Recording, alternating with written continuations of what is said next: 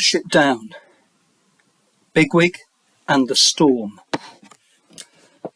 In this video, I want to present you with an extract from a novel that I've loved and valued for many years, Watership Down by Richard Adams. I'm going to introduce the novel and extract first, and then I'll read the extract and comment on it. Watership Down is an epic tale, a kind of Odyssey and Iliad combined. An epic tale about a band of rabbits who leave their warren because of a warning of terrible danger threatening it. The rabbits, all of them male, go in search of a new place to build a warren, and they have many adventures before they find it.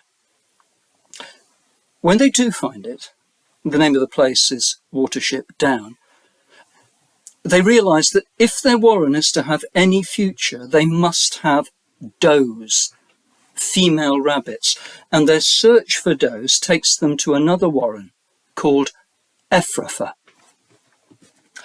Ephrafa is a large warren with more does than it can possibly sustain, and it could easily allow a number of these does to leave and go to Watership Down. But Ephrafa is run as a police state, governed by a council led by a tyrannical ruler, a massive rabbit called General Woundwort, who will not allow any of his rabbits to leave.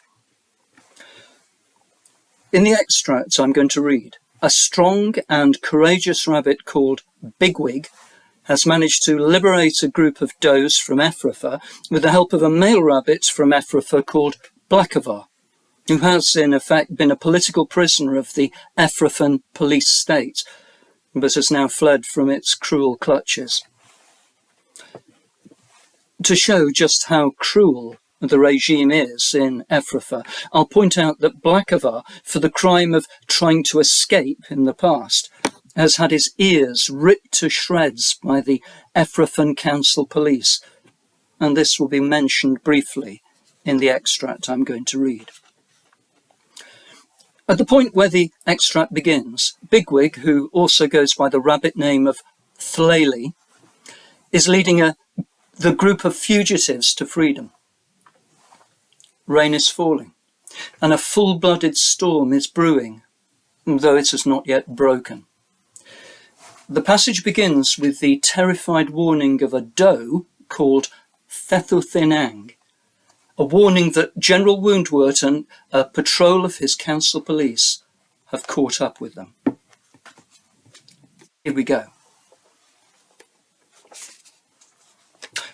Thlaeli, cried Thethuthinang suddenly from behind him. The general! The general! Oh, what shall we do? Bigwig looked back. It was a sight to strike terror into the bravest heart. Woundwort had come through the arch ahead of his followers and was running towards them by himself, snarling with fury. Behind him came the patrol, at least half a dozen strong, including a heavy, savage-looking rabbit whom he guessed to be Vervain, the head of the council police. It crossed Bigwig's mind that if he were to run immediately and alone, they would probably let him go as he'd come and feel glad to be so easily rid of him. Certainly the alternative was to be killed. At this moment, Blackavar spoke. Never mind, sir, he said. You did your very best and it nearly came off. We may even be able to kill one or two of them before it's finished. Some of these does can fight well when they're put to it. Bigwig rubbed his nose quickly against one of Blackavar's mutilated ears and sat back on his haunches as Woundwort came up to them. You dirty little beast, said Woundwort. I hear you've attacked one of the council police and broken his leg. We'll settle with you here. There's no need to take you back to Ephrafa. You crack-brained slave driver, answered Bigwig. I'd like to see you try. All right, said Woundwort, that's enough. Who have we got? Vervain, Campion, put him down. The rest of you start getting these does back to the warren. The prisoner Blackavar you can leave to me. Frith sees you, cried Bigwig. "You're not fit to be called a rabbit. May Frith blast you and your foul gang of bullies."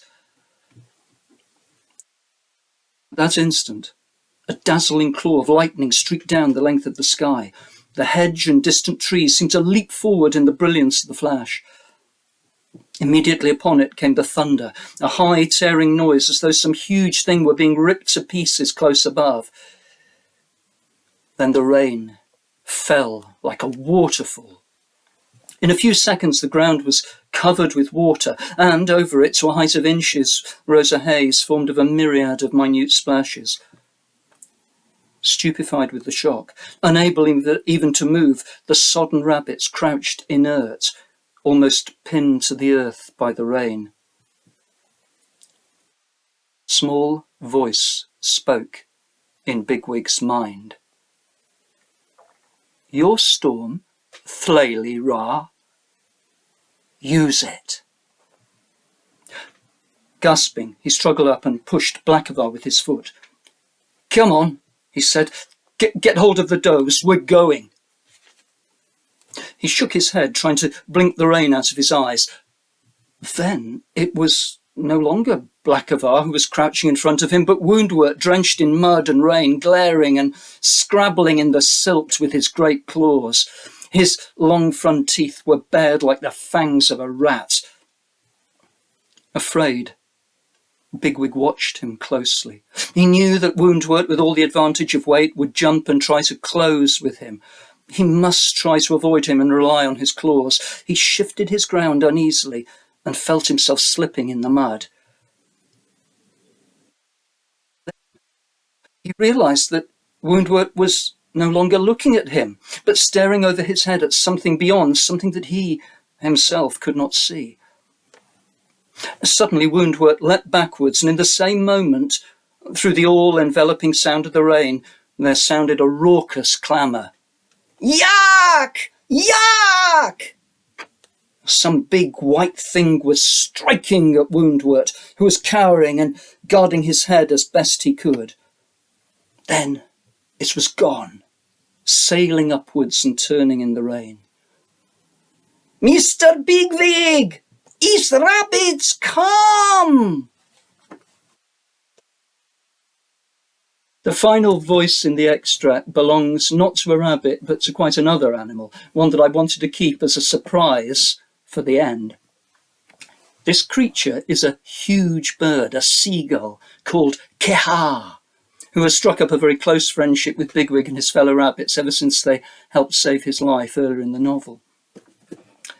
Keha's voice in the novel is given a thick Germanic accent, as he comes from somewhere in Northern Europe. The extract, I hope, speaks for itself as an exciting episode, but I want to bring out a number of its distinctive features. The first is the use of direct speech, which is moving and highly dramatic. There's the sudden warning from the terrified Thethathinang at the start. There's the resigned but courageous resolve of Blackavar.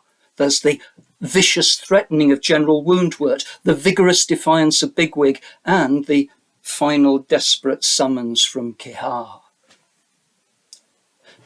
And the very fact that the animals speak, and obviously have the capacity for thought in a human way, shows us that the writer, Richard Adams, is treating them in an anthropomorphic manner.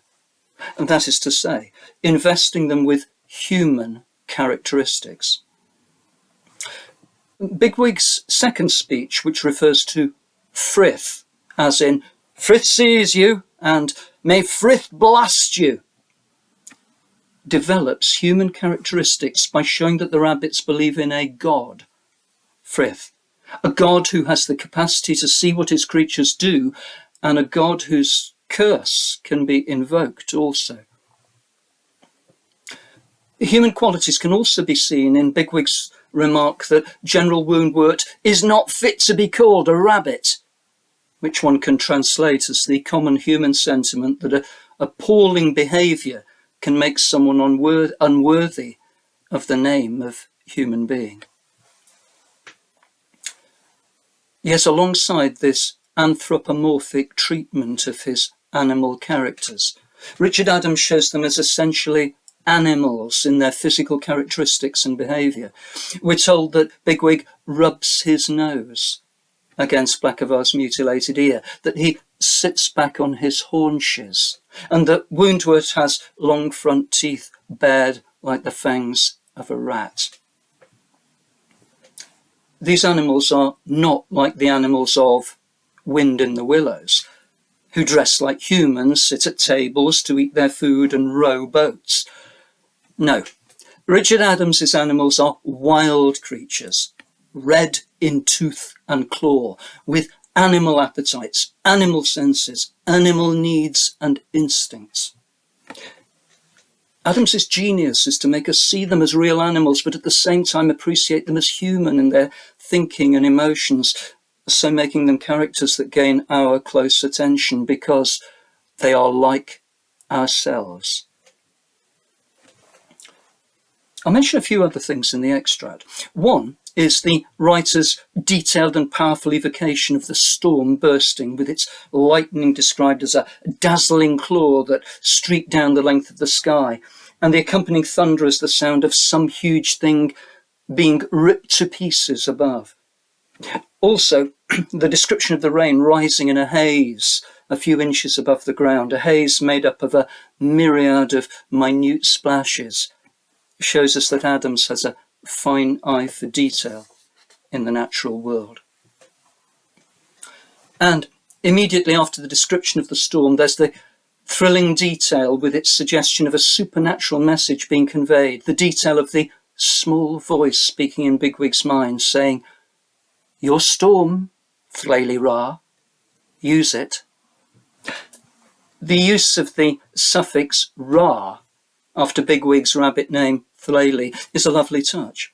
Ra is an honorific term meaning chief rabbit, a title that does not actually belong to him, yet it's as though the small voice raises him to special eminence in this demanding life and death drama in which he's engaged. "You're in charge here, Bigwig," the voice says. "Act now to save yourself and others."